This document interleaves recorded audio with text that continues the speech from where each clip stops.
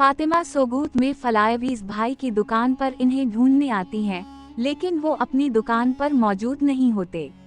ये देखकर फातिमा अफसुर्दा हो जाती हैं। फिर वो थोड़ा सा आगे बढ़ती हैं तो पीछे फलायवीज भाई खड़े होते हैं और कहते हैं, मैं सोच रहा था कि आप कैसी लग रही होंगी।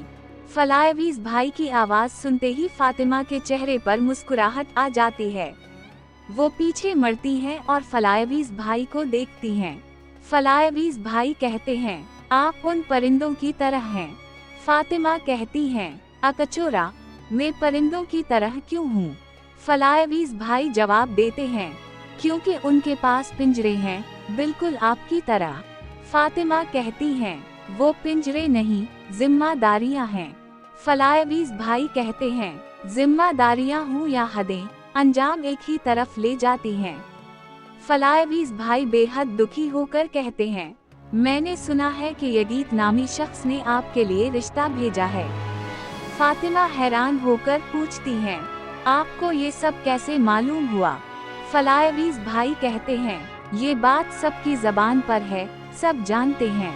फलायवीज भाई की आंखों में उदासी होती है और वो पूछते हैं, क्या आप उनसे शादी कर लेंगी? फातिमा कहती हैं, मैंने अभी तक कोई जवाब नहीं दिया। फिर नजरें चराते हुए कहती हैं, मैं अभी सोच रही हूँ। फलायवीज भाई कहते हैं, सोच रही हैं, यानी आपने रिश्ते से इनकार भी नहीं किया। ये कहते हुए फलायवीज भाई ऐसे लगते हैं जैसे अंदर से टूट गए हूँ। वो कहते हैं, मैंने कहा था ना कि आप पिंजरे में कैद परिंदे की तरह हैं। अब ये बात वाज़ेह हो गई है कि आप कहाँ उड़ेंगी। फातिमा की आंखों से उनके दिल का हाल साफ नजर आता है। वो एक साथ कई सवाल पूछ लेती हैं, आप मुझे इतना कैसे जानते हैं? आपने क्या सुना है? और आपको मेरे जवाब की परवाह क्यों है? क्योंकि फातिमा के दिल में फलायवीज भाई के लिए बहुत से सवाल होते हैं। वो जानना चाहती हैं कि क्या फलायवीज भाई भी उनसे मोहब्बत करते हैं। दूसरी तरफ फलायवीज भाई दिल ही दिल में सोचते हैं, क्या आप मुझे इस नज़र से देख रही हैं या अकचोरा को? असल में मैं कौन हूँ फातिमा? मैं वो दुश्मन हूँ जिसके मरने की आपने कसम खाई थी। अगर आपको मेरा असल नाम मालूम हो जाए तो क्या फिर भी आप मुझे उसी तरह देखेंगी?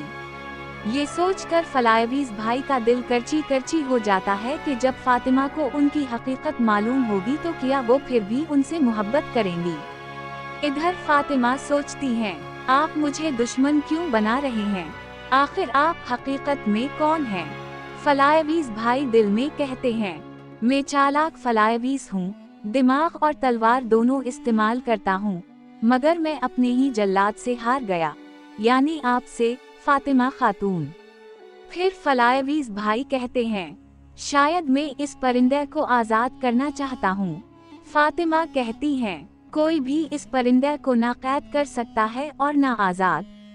फलायवीज भाई कहते हैं, लेकिन कभी कभी आप इसकी मदद भी नहीं कर पाते और खुशी खुशी जाल में फंस जाते हैं, ये समझते हुए कि कोई आपको फानस नहीं सकता।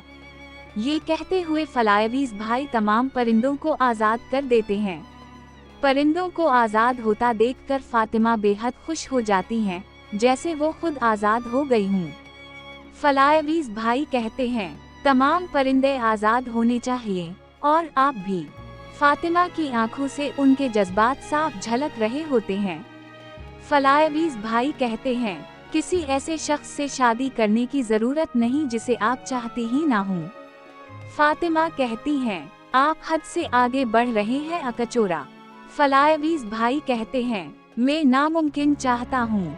उसी लम्हे यगीत बे वहाँ आ जाते हैं।